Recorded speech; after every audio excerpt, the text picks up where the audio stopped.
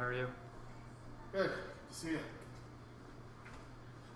So, ready to... Nice to meet you. Yeah. Do you mind if I record? Or? Yeah, sure. Okay. Go ahead. I just the microphone and then also my phone just as a backup, just in case. Yeah. Where do you go to school? I'm at Reezy right now. Oh, yeah. Okay. What grade are you in? 12. 12. Okay. Yeah. So this is just for a world issues project. Right. I was hoping to turn this into a podcast. Oh, yeah. Do you mind if I use this interview at all? Yeah, no, that's Okay. fine. Perfect. So I hear you just traveled back from Toronto. So No, I was in Toronto and then I just came back from Ottawa. Okay, so you I'm all over the place. yeah, I today. must be a little bit tired. So we'll just jump right into it Yeah, if you don't mind. yeah, sure. Well, I've got your questions, Okay, perfect. and then I dug up some stuff that I had.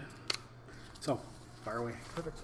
For the people who are listening that don't necessarily know who you are or what you do you mind just introducing yourself a little bit? Sure. I'm Gord Brown, I'm the Member of Parliament for Leeds, Grenville, Thousand Islands, and Rideau Lakes, and I've been the member for almost 14 years now. First served in opposition when Paul Martin was Prime Minister, and then of course served all through the period that Stephen Harper was Prime Minister and as part of the Conservative caucus, and now of course we're in opposition with Justin Trudeau as Prime Minister.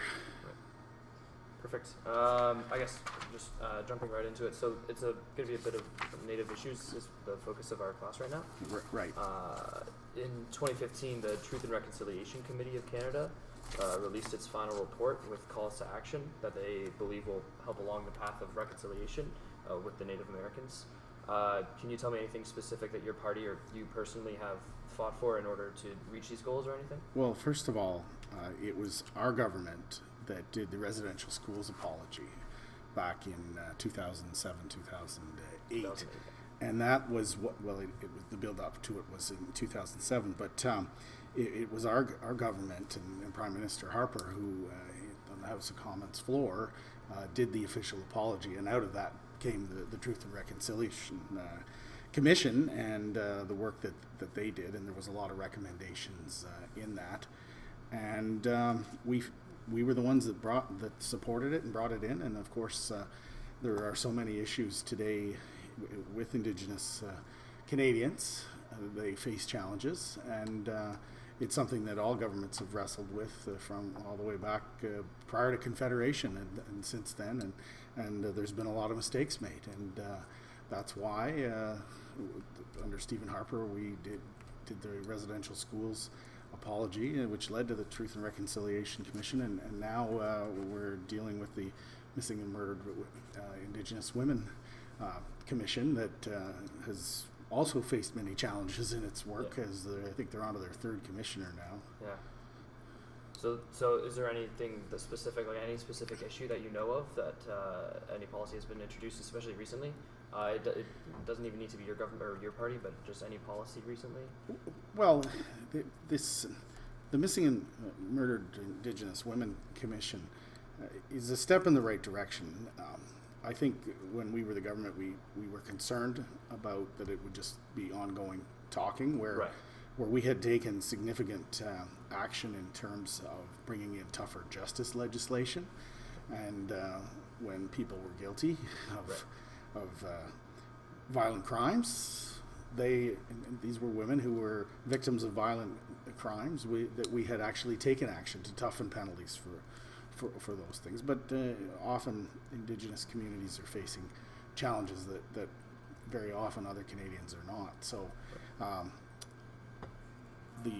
when the Liberal government took over, they went ahead with this commission, and like I said, it's having all kinds of challenges, and hopefully it'll head in the right direction and focus really on the violence against Indigenous women. So in 2015, Justin Trudeau went to several isolated Native reserves. Actually, sorry, before I go on with this question, I do have one more question that I didn't enter, and you don't have to answer it if you don't need to. But I just wanted to get your reaction on one of Trudeau's quotes. It was from the Vice documentary where he visited Shoal 40, and he said the question was about his promises to Native Americans. So he said, if I say we're going to eliminate all boil water advisories in 5 years and it ends up taking 5.5 or 6 years, I think I'll be okay with that. Do you think that's a fair statement, or?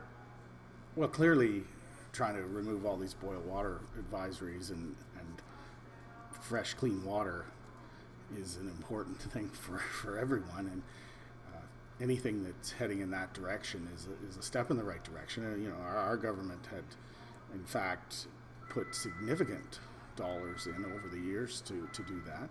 One of the things that we also brought in was the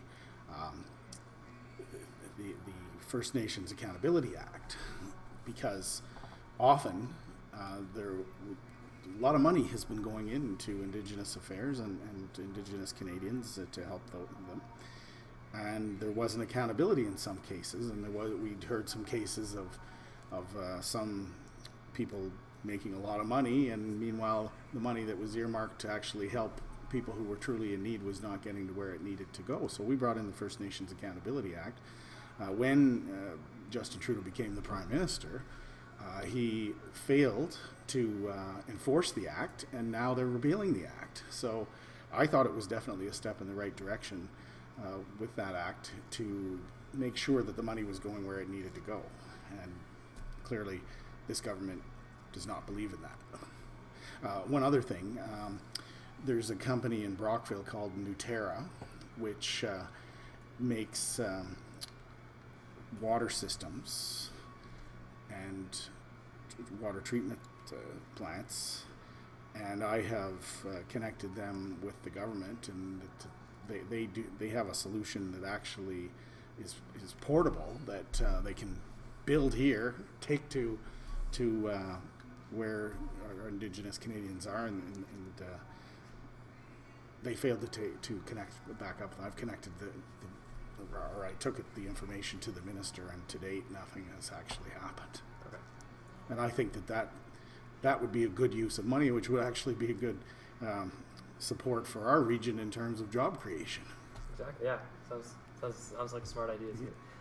So then, just I guess in a more general sense, do you think that Trudeau's trip to the Native Reserves was like simply a political power play? Well, I think he believes that, like all of us who are in Parliament, that we should do more to help our Indigenous Canadians, and the proof will be in the results. Right. So time will tell. Yeah. So just diving a little bit more specific into one of these issues, is there anything that your party or you personally again have done to help with the suicide epidemic that is currently facing these Native reserves, especially in the teenage demographic? It kind of hits home towards me because Right. I'm in that demographic. I think that it's a horrible tragedy that so many of our young Indigenous Canadians, and that population is growing quite dramatically, feel that they have to resort to suicide because of the living conditions often that they're faced with, and they just say, I don't want to live this life, and it's truly a tragedy. And I don't think you'd find any politicians who didn't want to do everything they could to help that from happening. Right. And actually, just a little bit of a personal curiosity question, because again, this affects me. I'm not quite of age to vote yet, but I will hopefully be in the next national election. And as the voting population does become younger and younger, and the millennials and the Gen Zs start taking over the kind of the voting mass, how does your party plan to appeal to us as young voters? And is there anything that you have done, or anything that your party has put in place already, or plans? Or Well, first of all, I always encourage young people to get involved in politics, and our MPP Steve Clark and I have brought in a youth advisory committee, so that's first of all to advise us as elected members. We've had a number of meetings on a number of issues, and it's always interesting to hear from those folks. I think often young people are very idealistic, and as am I today, I want to make sure that we have the best society that we possibly can. And the first thing that I always do this in two parts. First of all, I always encourage young people to get involved in their communities to make their community a better place to live. But it's often that when people are younger, they're idealistic and they think that the government should solve all the problems. And once they get a little older and they start getting paychecks, and they realize that sometimes 45, 50% of their paycheck is actually going to taxes, and that's before they pay GST, HST, property taxes, and all of that. And then once they realize how much of their paycheck actually goes to various levels of government, then they want to make sure that that money is well spent, and maybe they at that point become a little bit less idealistic with other people's money when they realize it's their money. Yeah. I think many young people, as they get jobs, they have a little bit different attitude, but that's part of growing up and getting a job and learning what government actually does. But I always encourage people to take part in public affairs and get involved in their community, and it makes their community a better place to live, and gives them a lot of personal satisfaction for making their community a better place to live, and often can help them make connections that can help in careers. Right. I speak to a lot of schools. I try to get around to as many schools as possible each year, and I know the kids like to talk about it. When I was a kid growing up in Gananoque, our MPP came to my school one time, and I said, I'm kind of interested in politics. And anyway, here we are many years later. Yeah, exactly. and the same thing's happening right here. I'm starting to get interested in politics. Yeah.